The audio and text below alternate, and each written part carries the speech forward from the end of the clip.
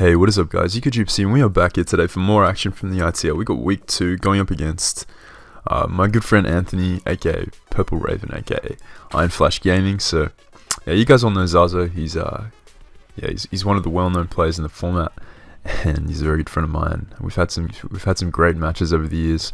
So yeah, it's fun to get to face him again in the ITL.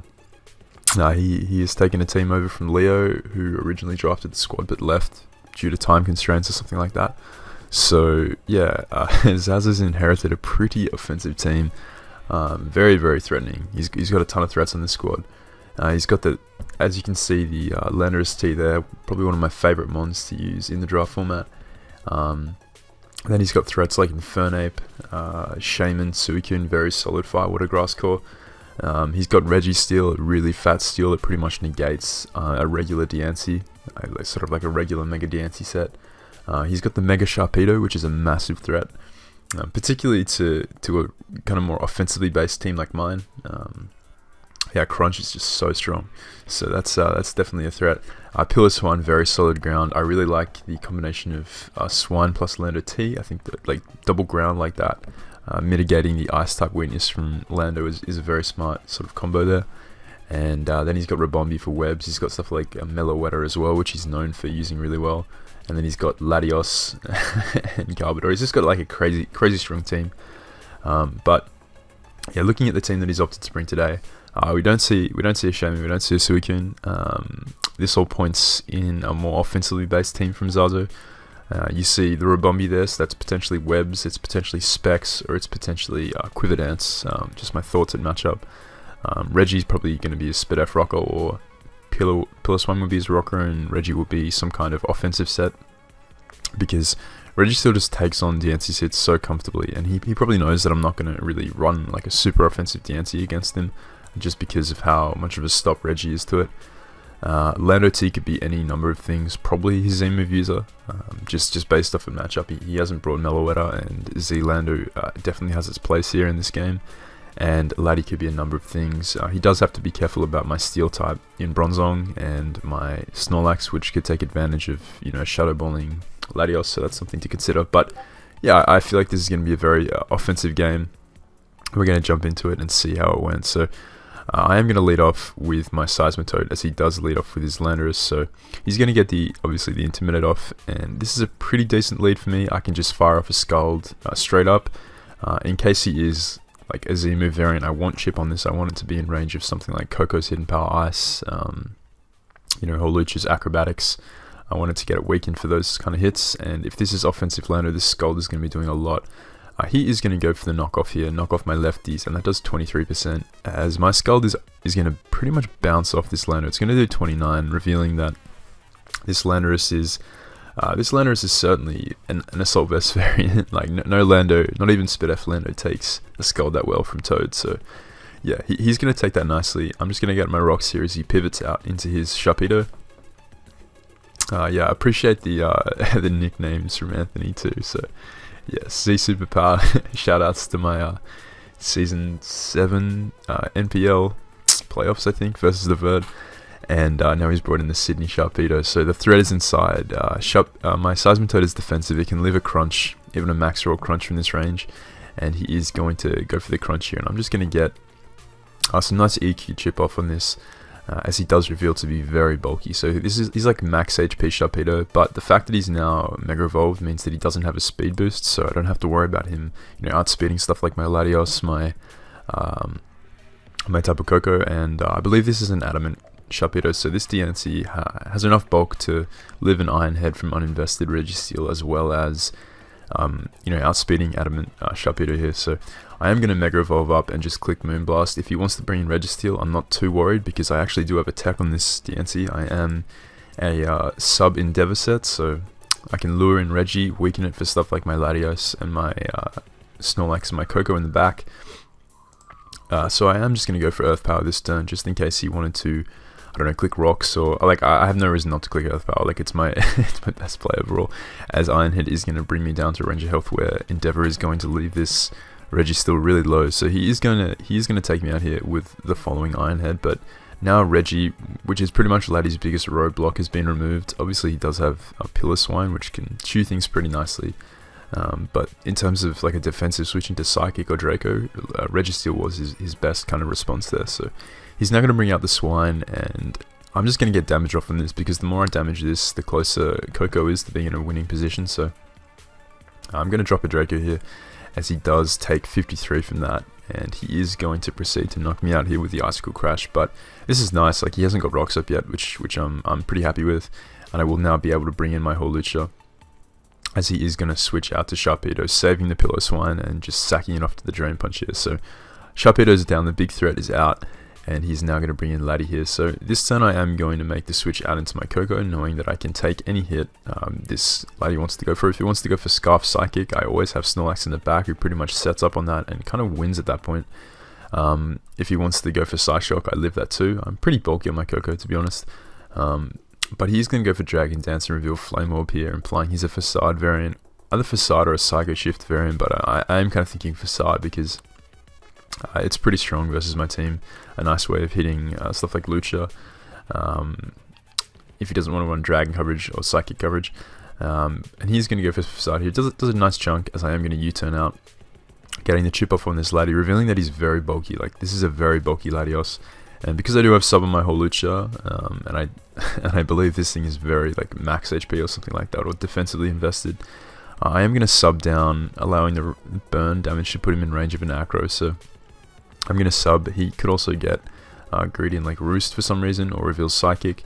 Either way, like sub is my play, as one more sub will guarantee that his Laddie's in range of my Acro. So yeah. This Laddie, pretty interesting one, but due to Unburden, Hawlucha will be able to outspeed it and take him out here with the Acrobatics. So now he's going to bring in his Landorus. And again, like Landorus is a bit annoying to my team, because it will probably live a Hidden Power Ice from my Tapu Koko, because it's a Soul Vest.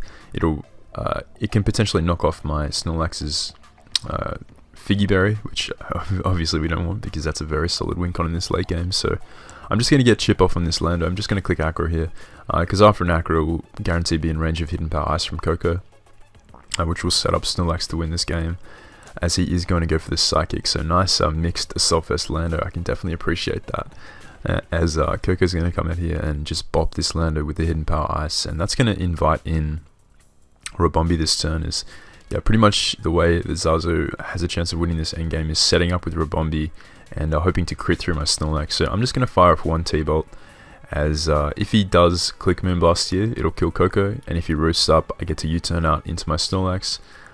That T-Bolt damage gave me information on this Rubombi. He has revealed to be lefties, so he's not like a Pixie Plate or a Life Orb set, which is good to know. And yeah, the way he took that Thunderbolt implies he's not very like bulky, so Return is a roll to take him out here, as he is going to Bug Buzz, and Big Snorlax is going to chew that up. As this turn I am just going to go for the Curse, as his Moonblast will pop my Berry, putting me below 50, and Gluttony will bring me back up to a nice amount of health. So even if he does Roost here, Return will take him out. And yeah, I just Curse there to kind of speed up this end game. If you wanted to go for Roost, kind of mind games with the Glutton, with the Recycle there. But yeah, Snorlax is going to be able to take this out, and there's nothing Pillar Swine can do to break me down at this point. His Icicle Crash is going to bounce off, does 18, and we are going to take him out with the Return here. So yeah, very fun offensive game against my man Zazu. We usually have pretty fun fights, and yeah, this one was no different. Definitely go check out Anthony. I don't think he's uploading for the ITL. Or I think he might be. I'm not too sure about that, but yeah, I've got a feeling he will be returning to YouTube in the not so distant future. So get excited for that. I won't say anything else about that, but yeah, the BBC King will be returning. Also, I've heard, so that's pretty exciting. But hope you guys did enjoy. Pretty quick one today. Obviously, it was a very fast offensive game. Nice to see that it wasn't tainted by any hacks at all, which is always, you know, very nice between friends. So that's very nice. If you guys did enjoy, drop a like, and yeah, let me know in the comments what you guys thought of the match and what you think of the season so far. As of next week, my team will be changing pretty drastically, so I'm just gonna give you guys a heads up right now. I made some changes to the squad moving forward, because I think I mentioned this in my last week's video. My team, whilst it's very kind of crazy and offensive, it's structurally flawed. That there are some big holes in the team. And so I did opt to make some changes. I kept my offense, like my higher tier mons, the same for the most part, but I did change a few of my lower tier mons. So I traded my Mega Diancie. I know it's a bit of a sin because Diancie is so nice in this non-first turn Mega format. I traded it to Tyler for his Mega Scizor, and the reason I wanted Scizor is because I haven't used this thing in Gen 7 yet at all. I used it back in a Gen 6 league, and I really enjoyed it. Had it on a team with Sylveon and Kieran Black, and it was a ton of fun to use, but I haven't used it in ages, and I have a lot of love for regular Scizor. I think that mon is loads of fun and has loads of potential in the format. I don't know, like Scizor is a win con in so many games, and Mega Scizor provides that and a whole lot more just because of its defensive stats, just ridiculous. The thing is as fat as Skarmory on the FizzDef side with way better SpDef and an offensive presence. So it's crazy how good Scizor is in its Mega form. And obviously losing to Diancie sucks, but what I gain with Scizor is a ton of momentum, is a priority, which is important because I don't actually have that really on my team yet. I had Sneasel with the Ice Shard, but as great as Ice Shard is in the format, having strong Bullet Punch, like strong reliable Bullet Punch on a mon that isn't 4-time weaks, that isn't like 25% chip every time it comes in from rocks is going to be pretty important.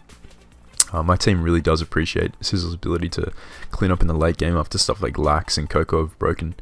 So that's going to be pretty nice. And I have also dropped my Latias as well as my Sneasel to pick up Gliscor and Sylveon. Now, it sounds like a weird trade, but Gliscor's a phenomenal mon. It's a mon that I've used back in some XY draft leagues, and I really enjoyed it back then. It offers my team a lot, and I'm pretty excited to use that again. It also gives me the double ground core of Toad plus Gliscor, which force different hidden powers, which I do like quite a lot. You guys know I'm using Chomp and Quag in the MPL to really good success. Those two pair really nicely in terms of just team building headache for the opponent. And Gliscor offers a lot to my team. Gives me another ground immunity, so I don't lose out on that by trading Latias. And the gain of Sylveon makes up for my lack of fairy type after losing Diancie. Obviously Coco is a fairy, but it's not a fairy, if you know what I mean. Like, I'm sure if you guys will understand what I mean there. Like, it's not a conventional fairy, and Sylveon is. And while Sylveon is nowhere near as good as the God Clefable, it's still a very solid mon for my team. It's a very solid Cleric and Wish Passer. Really appreciates stuff like Snorlax really appreciates having Sylveon in the back. Stuff like Toad appreciates the wishes that it can pass. And it's a better wish passer than Latias, of course, because of its higher HP and more reliable wishing sets. So that's pretty nice. I'm pretty excited to use that again. And of course, Scizor is going to be a pretty fun addition to the team. So the team is changing quite a bit. Lots of momentum, lots of power. Obviously, we've still got stuff like Darm. We've still got Serp. So really solid breakers to take advantage of the momentum that Coco Sizz can force. And it's going to be really fun to use stuff like Gliscor again. So Gliscor Lax, nice call right there. But yeah, that's going to be it for my week 2 game in the ITL. Hope you guys did enjoy. Drop a like if you did, and I'll catch you guys next time.